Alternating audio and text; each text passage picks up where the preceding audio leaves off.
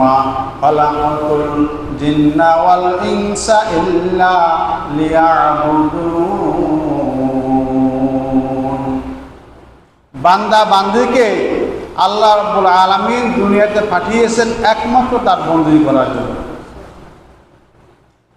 আর আল্লাহ তাআলার বন্দী করতে যে আমাদের দুনিয়া প্রয়োজন, আমাদের খাবারের প্রয়োজন, থাকার প্রয়োজন, ব্যবসার প্রয়োজন, জমি জমা খেত খামারের প্রয়োজন, এগুলি সব বন্দীগীর জন্য হলো সহায়ক হিসাবে, আসল না।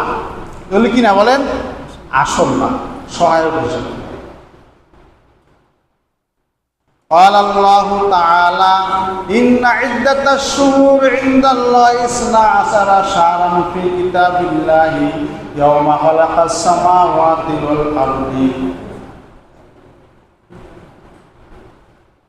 আল্লাহ তাআলা দিনকে দিনের উপরে প্রাধান্য দিয়েছেন, সম্মানিত করেছেন। মাসকে মাসের উপরে সম্মানিত করেছেন। মানুষকে মানুষের উপরে সম্মানিত করেছেন। নবীদেরকে বেশি সম্মানিত করেছেন। সবচেয়ে বেশি সম্মানী নবীরা, তিনটা বেটি, এরপরে সাহাবায়ে কেরাম, এরপরে তাবিঈন, পর্যায়ক্রমে, অর্থাৎ একটা গ্রুপ আর একটা গ্রুপের উপরে সম্মানিত। অনুরূপভাবে আল্লাহ তাআলা দিনকে আর একটা দিনের উপরে সম্মানিত করেছেন। যেমন শুক্রবার এটাও দিন, শনিবার এটাও দিন, কিন্তু শুক্রবারের দিনকে আল্লাহ তাআলা শনিবারের দিনের উপরে সম্মান বেশি দিয়েছেন, বলেন সুবহানাল্লাহ। এইভাবে মাসকে মাসের উপরে সম্মানিত করেছেন। সব মাস একরকম না, সব মাসের সম্মান একরকম না, সব দিনের সম্মান একরকম না, সবার সম্মান একরকম না, ঠিক না বেটি? আরবাতুল হুরুম, আল্লাহ বলেছেন যে আমি যে দিন থেকে আসমান ও জমিন সৃষ্টি করেছি, ইয়াউমা খালাকাস সামাওয়াতি ওয়াল আরদ, আমি যে দিন থেকে আসমান ও জমিন সৃষ্টি করেছি, 12 শাহরান, আমি 12টি মাস বানিয়েছি, বলেন সুবহানাল্লাহ। আমি 12টি মাস তৈরি করেছি। 12টি মাস কখন আমি তৈরি করেছি? যখন আমি আসমান জমিন তৈরি করেছি। ইন্না ইদ্দাতাশ শুহুরি ইনদাল্লাহি 12 শাহরান ফি কিতাবিল্লাহি ইয়াউমা খালাকাস সামাওয়াতি ওয়াল আরদ। আল্লাহ বলেন, আমি যেদিন থেকে আসমান ও জমিন সৃষ্টি করেছি, আমি সেই দিন থেকে 12টি মাসকে আমি তৈরি করেছি। তার মধ্যে আরবাউন হুরুম, 4টি মাস হলো সবচেয়ে বেশি সম্মানিত। 12 মাসের মধ্যে 4 মাস হলো সম্মানিত। কি কি তাফসীরের মধ্যে লিখেছেন? 4টি মাস সম্মানিত, তার মধ্যে একটি মাস হইল মুহররম মাস। কি মাস বলেন? মুহররম মাস। এখন কিন্তু মুহররম মাস চলতেছে। কি এই মুহররম মাস হলো 12টি মাসের প্রথম মাস। আরবি গণনা হিসাবে মুহররম মাস সর্বপ্রথম, এরপরে মুহররম মাসের পরে সফর মাস, এরপরে রবিউল আউয়াল। আর ইংরেজি মাসে হিসাবে আমরা জানুয়ারি মাস প্রথম গণনা করি। বাংলা মাস হিসাবে আমরা বৈশাখ মাসকে প্রথম গণনা করি। আরবি মাসকে গণনা করতে হবে মুহররম মাসকে প্রথম। মুহররম মাস হইতে আরবি মাস শুরু হয়ে যায়। নতুন বছর শুরু হইল আমাদের মুহররম মাস থেকে। তো এই মুহররম মাস হলো 4টি মাসের মধ্যে একটি, যে 4টি মাসকে আল্লাহ সুবহানাহু ওয়া তাআলা সবচেয়ে বেশি সম্মান দান করেছে। মুহররম মাস কেন সম্মানিত? মুহররম মাসের মধ্যে একটি দিন আছে যার নাম হলো আশুরা, অর্থাৎ মুহররমের 10 তারিখ। মুহররমের কি? আশুরা, আশারা থেকে, আশারা মানে 10। মুহররমের 10ম দিনকে আশুরা বলা হয়, মুহররমের 10 তারিখে আশুরা বলা হয়। এই আশুরার দিনটি আল্লাহ তাআলার নিকটে অনেক সম্মানিত এবং অনেক স্মরণীয় হয়ে আছে। আশুরার দিন কি অনেক সম্মানিত। কারণ কি? তাফসীরের মধ্যে লিখেছেন আল্লাহ তাআলা যেই দিন আসমান ও জমিন সৃষ্টি করে শেষ কাজ করেন, আসমান ও জমিনের কাজ শেষ করেন, সেই দিনটি ছিল আশুরার দিন। শুধু তাই নয়, আল্লাহ তাআলা আদম আলাইহিস সালামকে সৃষ্টি করার পরে শুধু মাটি দিয়ে সৃষ্টি করার পরে অনেক দিন পর্যন্ত ওইভাবে রেখে দিয়েছেন। আর যেই দিন তার মধ্যে আদম নবীর ভিতরে রূহ দান করেছেন, সেই দিনটি ছিল আশুরার দিন, মুহররমের 10 তারিখ। বলেন সুবহানাল্লাহ। শুধু তাই নয়, মুহররমের 10 তারিখ কেন স্মরণীয়? আল্লাহ তাআলা আদম নবীকে সৃষ্টি করার পরে জান্নাতে রেখে দিয়েছেন।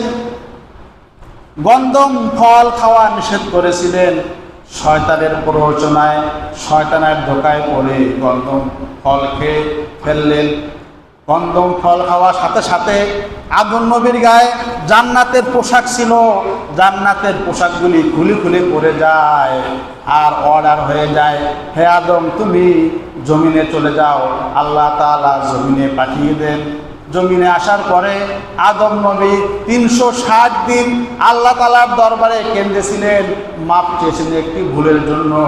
আর যেদিন আল্লাহ তাআলা আদম নবীর তওবা কবুল করেন, সেই দিনটি ছিল মুহররমের 10 তারিখ, আশুরার দিন। সুবহানাল্লাহ। শুধু তাই নয়, মুসা নবী আলাইহিস সালাতু ওয়াস সালামকে যখন ফেরাউনের লস্করেরা, ফেরাউনের সৈন্যবাহিনী ধাওয়া করতেছে, 6 লক্ষ উম্মত নিয়ে মুসা নবী দৌড়াইতেছে মিশর থেকে দৌড় শুরু করছে। এক পর্যায়ে দৌড়াইতে নীল দরিয়া সামনে পড়ে গেছে। আর আল্লাহ তাআলা হুকুম করেছেন, হে মুসা তুমি তোমার লাঠি দ্বারা নীল দরিয়ায় আঘাত করো। লাঠি দ্বারা আঘাত করার সাথে সাথে নীল দরিয়ায় 6টি রাস্তা হয়ে গেল। বলুন সুবহানাল্লাহ। 6টি রাস্তা দিয়ে মুসা নবীর উম্মত, 6 লক্ষ উম্মত 6 রাস্তা দিয়ে পার হয়ে গেল। আর ফেরাউন ওই নদীতে চুবনি খেয়ে মারা যায়, ধ্বংস হয়ে যায়। সেই দিনটি ছিল আশুরার 10ম দিন, মুহররমের 10ম দিন। বলেন সুবহানাল্লাহ।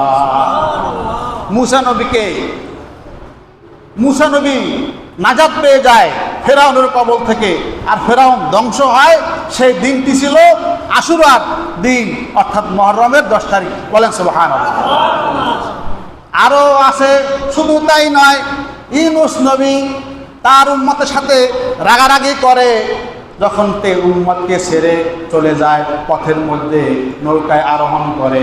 এরপরে নৌকার থেকে তাকে ফেলে দেয় সমুদ্রের ভিতরে।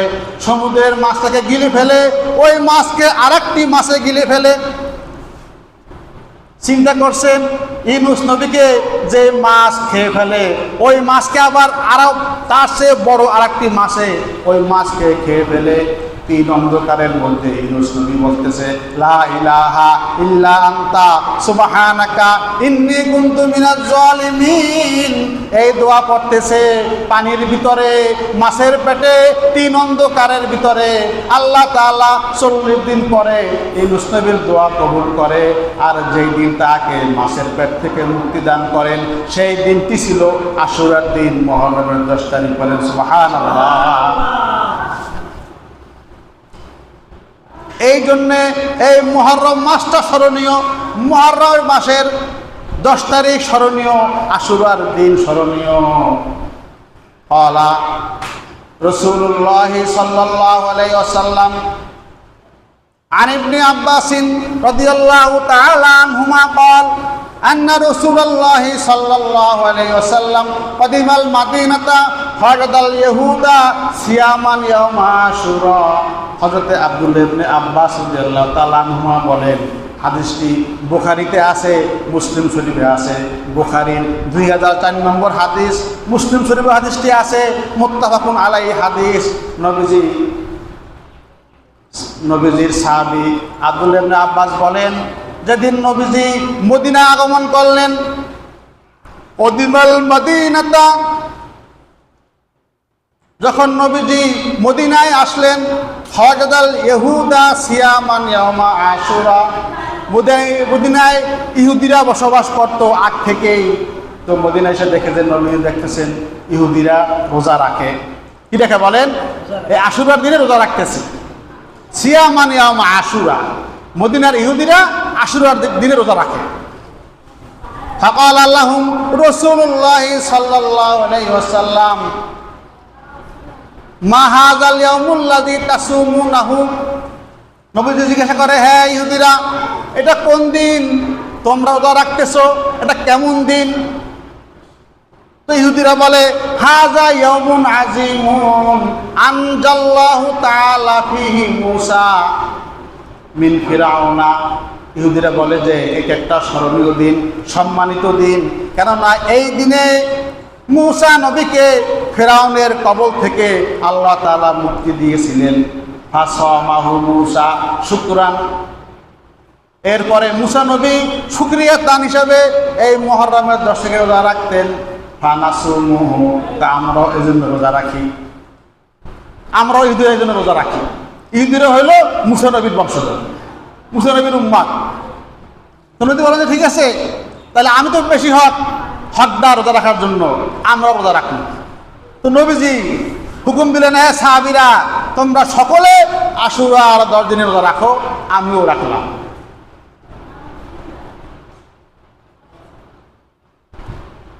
عن أبي قتادة رضي الله تعالى عنه قال قال رسول الله صلى الله عليه وسلم صيام يوم عاشوراء أحتسب على الله أن يكفر السنة قبله رواه مسلم। মুসলিম শরীফের ভিতরে 1162 নম্বর হাদিসে নবীজি বলেন, সিয়ামু ইয়াউমে আশুরা, সাহাবী আবু কতাদা রাদিয়াল্লাহু তাআলা হাদিসটি বর্ণনা করেন। নবীজি বলেন, আশুরার দিনের রোজা, ইন্নী আহতাসিবু আলাল্লাহ, আমি আশা রাখি আল্লাহর নিকটে, আইয়ু কাফিরাস সানাতা ক্বাবলাহু, যে ব্যক্তি আশুরার দিন রোজা রাখবে তার পূর্বের 1 বছরের গুনাহ আল্লাহ তাআলা মাফ করে দিবেন। সুবহানাল্লাহ, 1 বছরের গুনাহ আল্লাহ তাআলা মাফ করে দেবেন রোজা রাখার কারণে। আশুরার রোজা রাখার কারণে আল্লাহ তাআলা তার জিন্দেগির পিছনের 1 বছরের গুনাহে সগীরা আল্লাহ তাআলা মাফ করে দিবেন। মুসলিম শরীফের হাদিস। عن أبي هريرة رضي الله تعالى عنه قال قال رسول الله صلى الله عليه وسلم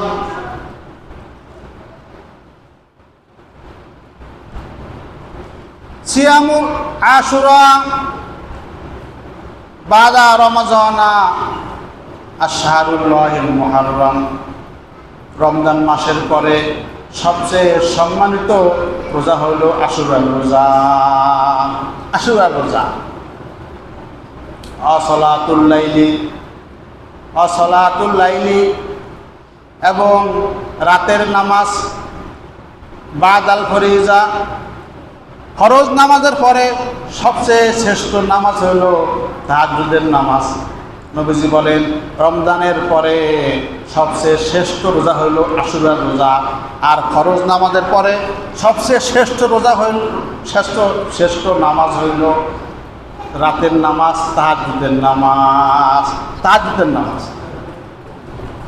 নবীজি আরো বলেন, সুমু ইয়াউমু আশুরা ওয়া খালিফুল ইহুদা ওয়ান নাসারা, তোমরা রোজা রাখো আশুরার দিনে আর ইহুদির থেকে ভিন্নতা করো, মুখালেফা করো। ইহুদিরা রাখে একটা, তোমরা রাখবা 2টা, হয়তো 9, 10, 10, 11 আশুরার রোজা, 9, 10, 10, 11। এই আশুরার রোজা, রমজানের রোজা ফরজ হওয়ার আগে আশুরার রোজাই ফরজ ছিল। এত বর্তমান যখন রমজানের রোজা ফরজ হয়ে যায়, তখন আশুরের রোজারা ফরজ হওয়াটা ক্যান্সেল হয়ে যায়। এরপরে আশুরের রোজা নফল হিসেবে সাব্যস্ত হয়ে যায়, নফল হয়ে যায়। যে ব্যক্তি আসরে রোজা রাখবে তার পিছনের 1 বছরের গুনাহ আল্লাহ মাফ করে দিবেন। নফল রোজা রাখা ভালো, নফল বন্দি করা ভালো, নফল নামাজ পড়া ভালো। কারণ কি? নবীজি বলেন হাসরের ময়দানে যখন ফরজ আমলকে ওজন দেওয়া হবে, মাপ দেওয়া হবে, তখন ফরজ আমলের মধ্যে অনেক ঘাটতি দেখা দেবে। যে 1 ওয়াক্ত পড়ে নাই, 2 ওয়াক্ত পড়ছে, 3 ওয়াক্ত পড়ে নাই, 4 ওয়াক্ত পড়ছে, মাঝে মাঝে পড়ছে, আবার পড়ছে হয় নাই। কি বলেন? এই যে গ্যাপ আছে, ঘাটতি আছে, তো আল্লাহ বলেন ঠিক আছে, দেখো এই বান্দার আমল নামে কোনো নফল বন্দিগি আছে নাকি দেখো, তাইলে নফল নামাজ দিয়া ফরজ নামাজের ঘাটতি আল্লাহ পুরা করে দেবে। সুবহানাল্লাহ। এইভাবে নফল ফরজ রোজার ঘাটতিগুলি নফল রোজার ঘাটতি দিয়া পুরা করবে। ফরজ রোজায় ঘাটতি হয়ে গেছে, তাহলে এই ঘাটতিগুলি পুরা করবে নফল রোজা দিয়া। এই জন্য বুঝতে পারলেন তোমরা নফল বন্দিগি বেশি বেশি করো, কেননা ফরজ বন্দিগিতে ঘাটতি হয়ে গেলে এই ফরজ বন্দিগির ঘাটতিগুলি পুরো হবে নফল বন্দিগি দ্বারা। নফল বন্দিগির অপর নাম হলো ওভারটাইম করা। মানে এটা করলে আমদের টাকা পাবেন, না করলে টাকা পাবেন না। নফল বন্দিগি করলে সব পাবেন, না করলে অসুবিধা নাই। কিন্তু আপনি আখিরাতে ধরা খেয়ে যাবেন যখন আপনার ফরজ আমলগুলি মাপ দেওয়া হবে। কারণ একুরেটভাবে সর্বসাইট সুন্দর করে ফরজ বন্দি করা অনেক কঠিন, চিন্তাবেটি। আমাদের হয় না, আমাদের হয়ে ওঠে না। এই জন্য মাঝে মাঝে নফল রোজা রাখা, নফল নামাজ পড়া, নফল সদকা করা।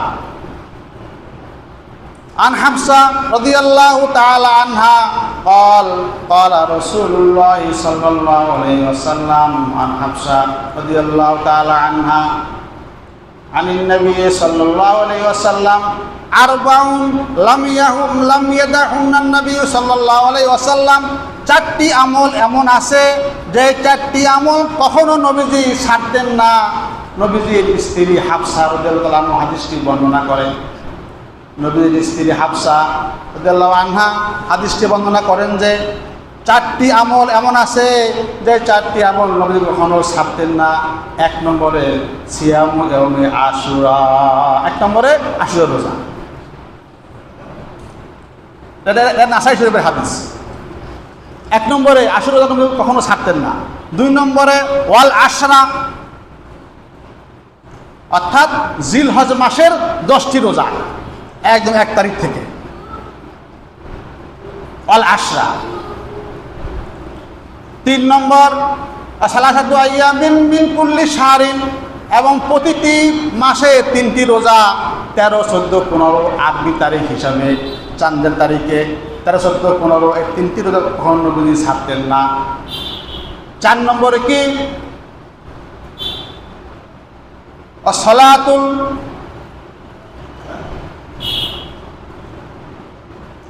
রাকাতাইনি ক্বাবলা সলাতিল গদা, এবং ফজরের পূর্বে 2 রাকাত সুন্নত, ফজরের পূর্বে 2 রাকাত সুন্নত নবীজি কখনো ছাড়তেন না। এই 4টি আমল। 1 নম্বর কি বলে? 1 নম্বর কি? আশুরা রোজা। 1 নম্বর কি? সিয়ামে ইয়াউমে আশুরা, আশুরা রোজা। 2 নম্বরে হল আশরা, জিলহজ মাসের 10টি রোজা। 3 নম্বরে সালাসাতু আইয়ামিন মিন কুল্লি শাহরিন, প্রতিটি মাসে 3টি রোজা 13, 14, 15, এবং রাকাতাইনি ক্বাবলা সলাতিল গদা, রাওয়াহুন নাসাই। ফজরের পূর্বে 2 রাকাত সুন্নত, এই 4টি আমল নবী কখনো ছাড়তেন না। এই জন্য আমরা রোজা রাখবো আশুরার দিনে 2টা, হয়তো 9, 10, 10, 11। এখন আশুরার দিন কোনটি? মঙ্গলবার। কি বলেন? কি বার? মঙ্গলবার। মঙ্গলবার দিন আশুরা, অর্থাৎ মুহররমের 10 তারিখ। আরেকটি বিষয় হলো এই আশুরার দিনে সবচেয়ে যে বিষয়টি স্মরণীয় দিন হইল ইমাম হোসেন রাদিয়াল্লাহু তাআলা আনহুর শহীদ কারবালার ময়দানে কি এটাই আমরা বেশি পালন করি, ঠিক না ঠিক? দেখেন, এই মুহররম মাস সম্মানিত, আশুরার দিন সম্মানিত বহুত আগ থেকে। কত আগ থেকে? ইয়াউমা খালাকাস সামাওয়াতি ওয়াল আরদা, যেদিন আল্লাহ তাআলা আসমান জমিন সৃষ্টি করেছেন সেই দিন থেকে। আল্লাহ যেদিন আসমান জমিন সৃষ্টি করেছেন সেই দিন থেকে আশুরা সম্মানিত। আশুরা নতুনভাবে সম্মানিত হয় নাই, কিন্তু আশুরার দিনেই ঘটনাক্রমে ইমাম হোসেন রাদিয়াল্লাহু আনহুর কারবালার প্রান্তরে মর্মান্তিক ঘটনা ঘটে যায়। আশুরার দিনই হয়ে যায় ঘটনাটা। হযরতে ওমর রাদিয়াল্লাহু তাআলা আনহু শহীদ হন এই মুহররমের 1 তারিখে। হযরতে আলী রাদিয়াল্লাহু তাআলা আনহু শহীদ হন মুহররমের 4 তারিখে। হযরত ইমাম হোসেন রাদিয়াল্লাহু তাআলা আনহু শহীদ হন মুহররমের 10 তারিখে, আশুরার দিনে কারবালা প্রান্তরে। এই জন্যে এদের শহীদ হওয়াটা আরো বেশি সম্মানিত হয়ে গেল ওই দিনে হওয়ার কারণে। ওই দিনে কি হওয়ার? ইমাম হোসেনের জন্য আশুরা সম্মানিত হয় নাই, স্মরণীয় হয় নাই, বরং আশুরা আরো আগ থেকেই স্মরণীয়, আগ থেকেই সম্মানিত। কথাটা বুঝে না? ঘটনাক্রমে ওই দিনে ঘটে গেছে কারবালার মর্মান্তিক ঘটনা।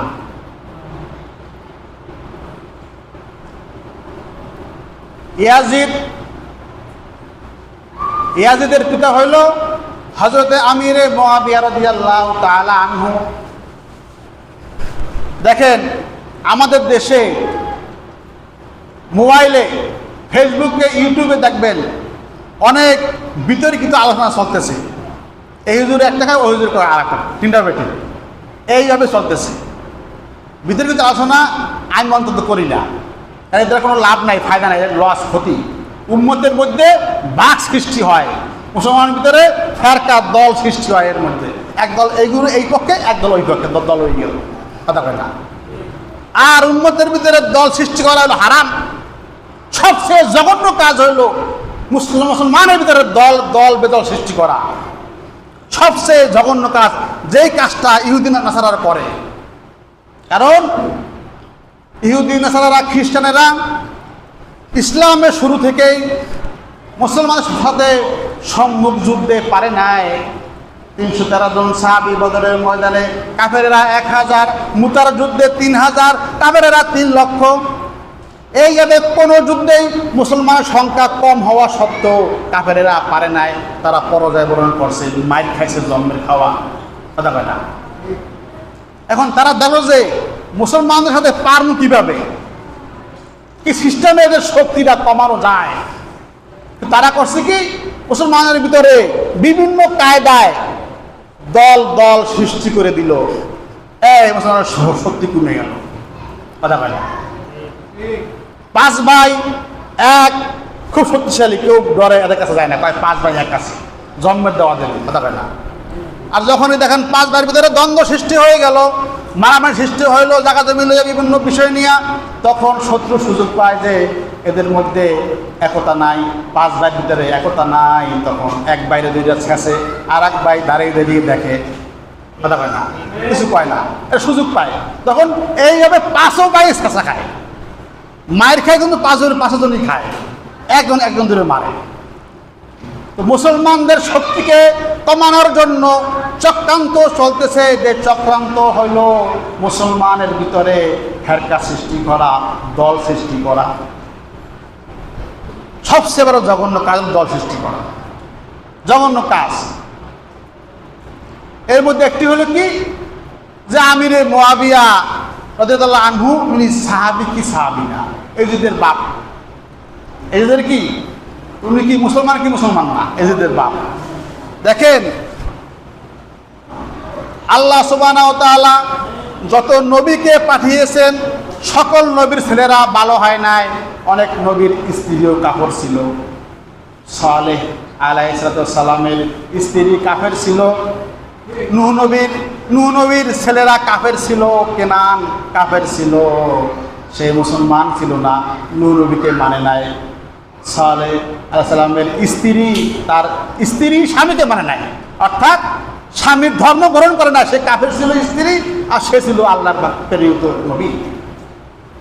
এই জন্য তার নবুয়তি কাটা যায় না, কাটা গেছে নাকি? কথা কয় না। নূহ নবীর ছেলে কাফের ছিল, এই জন্য কোসে আল্লাহ, নূহ নবী তোমার ছেলে কাফের, তুমি বাদ, তোমার নবীগিরি বাদ, কোসে আল্লাহ কোসে।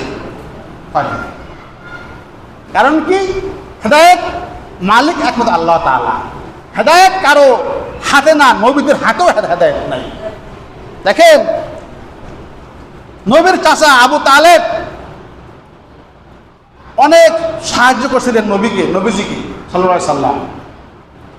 মক্কা কাফেরেরা সবাই জোট বেঁধেছে, নবীকে মারবে, নবীকে টর্চার করবে, নির্যাতন করবে।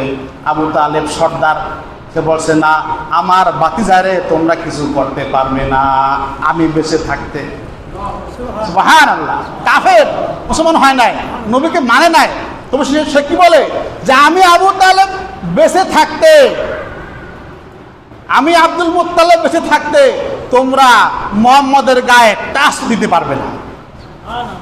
কিভাবে আগলে রাখছে। যখন ইন্তেকাল হয়ে যায়, বলে যে চাচা আপনি একবার বলেন লা ইলাহা ইল্লাল্লাহ মুহাম্মাদুর রাসূলুল্লাহ, আপনি একবার যদি এই কালেমা পাঠ করেন, বাকিটা আমি দেখে নিব, জান্নাতে নেওয়ার দায়িত্ব আমি নিলাম, কিন্তু আপনাকে একবার কালেমা পড়তে হবে, লা ইলাহা ইল্লাল্লাহ মুহাম্মাদুর রাসূলুল্লাহ। তো মৃত্যু সজ্জা সাহিত্য নবীজি বলতেছেন আপনি বলেন বলেন বলেন লা ইলাহা ইল্লাল্লাহ বলেন। কিন্তু আবু জেহেল এসে বলে খবরদার, আপনি মরার সময়, আপনার ইন্তেকালের সময় আপনি যদি বাতিজার ধর্ম গ্রহণ করেন, তাহলে মক্কার কাফেররা বলবে কি, দেখো যে মরার সময় সে বিদুর্মী হয়ে মারা গেছে। তখন সে আর কলেমা পাঠ করে নাই। আল্লাহ সুবহানাহু ওয়া তাআলা সঙ্গে সঙ্গে আয়াত নাযিল করেছেন, ইন্নাকা লা তাহদি মান আহবাবতা ওয়ালাকিন্নাল্লাহা ইয়াহদি মান ইয়াশা। হে নবী, আপনি যাহাকে ভালোবাসবেন তাহাকে আপনি হেদায়েত দিতে পারবেন না। ওয়ালাকিন্নাল্লাহা ইয়াহদি মান ইয়াশা, আমি আল্লাহ যাকে চাইবো তাকে আমি হেদায়েত দান করিব। বলেন সুবহানাল্লাহ। যদি হেদায়েত আমার হাতে থাকতো, তা আমার যারা দাওয়াত দেয়, যারা পয়সা ভালো দেয়, তারা ভালোবাসে, পক্ষের লোক, আমি বলবো হেদায়েত দিয়ে দিন। কথা কয় না, কথা কয় না। যদি নবীদের হাতে হেদায়েত থাকতো, নবীরা নবীদের পক্ষের লোক, বংশের লোককে হেদায়েত দিয়ে দিতেন। তা আল্লাহ পাক বলছেন না, হেদায়েতের মালিক একমাত্র আমি আল্লাহ নিজে। হেদায়েত কারো হাতে আমি রাখি নাই। এই জন্যে কোনো সাহাবীর ছেলে যদি কাফের হয়ে যায়, এই জন্য সাহাবীগিরি চলে যায় না। কথা কয় না। কারণ হেদায়েতের মালিক কে বলেন? আল্লাহ। হেদায়েতের মালিক কে? আল্লাহ তাআলা। নবীদের স্ত্রী কাফের ছিল, অনেক নবীর ছেলে সন্তান কাফের ছিল, কেনান কাফের ছিল। যখন বন্যা শুরু হয়ে গেল, নূহ নবী কিস্তি তৈরি করলেন। ক্বালা রাব্বি ইন্নী দাউতু কওমি লাইলা ওয়া নাহারা ফালাম ইয়াজিদহুম দুআই ইল্লা ফিরারা। ৯৬ বছর দাওয়াতের পর আল্লাহ, আমি এদের আর পারলাম না, এরা শোনেই না আমার কথা। আমি দাওয়াত দিলে ওয়াইন্নী কুল্লামা দাউতুহুম লিতাগফিরা লাহুম জাআলু আসাবিয়াহুম, তাদের কানে আঙ্গুল দিয়ে ডিপে দিয়ে রাখে, আমার কথা যেন না শোনে। নূহ নবীর উম্মতের কাণ্ড। তো আপনাদেরকে ধ্বংস করে দেন। নূহ নবী বদ্ধ করছে, যারা আমার কথা শোনে না, আমাকে মানে না, ঈমান আনে না, তা আপনাদেরকে ধ্বংস করে দেন। তা আল্লাহ পাক প্লাবন দিয়েছেন, বন্যা দিয়েছেন, পানির বন্যা। বন্যা শুরু হয়ে গেল, নৌকায় আরোহণ করলেন ৮০ জন সহ নূহ নবী নিজে। কেনান কয়, কেনান বাইরে বাইরে আড়ে, বুঝলেন না? কয় নূহ কয়, এ কেনান আমার নৌকায় ওঠো, নৌকা ওঠো। কারণ আজকে আল্লাহ পাক কাউকে রাখবেন, সবাইকে ধ্বংস করে দেবে। কেনান কয়, আমি যে লম্বা সরু আসি, আমার লগে পানিতে পারবে না। আমি ওই যে পাহাড় আছে, পাহাড়ে চূড়ায় আরোহণ করব, আমাকে পানিতে স্পর্শ করতে পারবে না, ধ্বংস করতে পারবে না। কেনান নৌকায় না উঠে সে পাহাড়ের চূড়ায়, পাহাড়ের উপরে আরোহণ করছে। কি করছে আল্লাহ তাআলা? একটা ঢেউ এমন ধরে একটা ঢেউ মারছে কেনানের একদম চিত হয়ে পড়ে গেছে। কারণ সারা পৃথিবী সকল পাহাড় পর্বত ডুবে পানির নিচে ছিল 6 মাস পর্যন্ত। এই জন্য নূহ নবীর ছেলে কেনান সে ইমানও আনে নাই আর নৌকাও আরোহণ করে নাই। এবার উদ্দেশ্য হলো যে ইয়াজিদের পিতা আমিরে মুয়াবিয়া ইনি একজন বড় মানের সাহাবী ছিলেন। শুধু বড় মানের সাহাবী না, নবীজির উপরে যে ওহী নাজিল হয়তো ওহী 4 জন সাহাবী ওহী লিখতেন, তার মধ্যে একজন ছিলেন আমিরে মুয়াবিয়া রাদিয়াল্লাহু তাআলা আনহু। সুবহানাল্লাহ। নবীজির উপরে জিবরাইল ওহী নিয়ে আসতো, তো ওহী লিখতেন 4 জন সাহাবী, তার মধ্যে একজন ছিলেন আমিরে মুয়াবিয়া, ইয়াজিদের বাপ। কত বড় সাহাবী! আমিরের মুয়াবিয়ার ছেলে হলো এজিদ। এই এজিদে কারবালার প্রান্তরে এই মর্মান্তিক ঘটনা ঘটাইছে। ইনশাআল্লাহ আল্লাহ তাআলা তৌফিক দান করলে আগামী জুমা আলোচনা করব। তৌফিক বিল্লাহ রাসূল পড়েন নাই।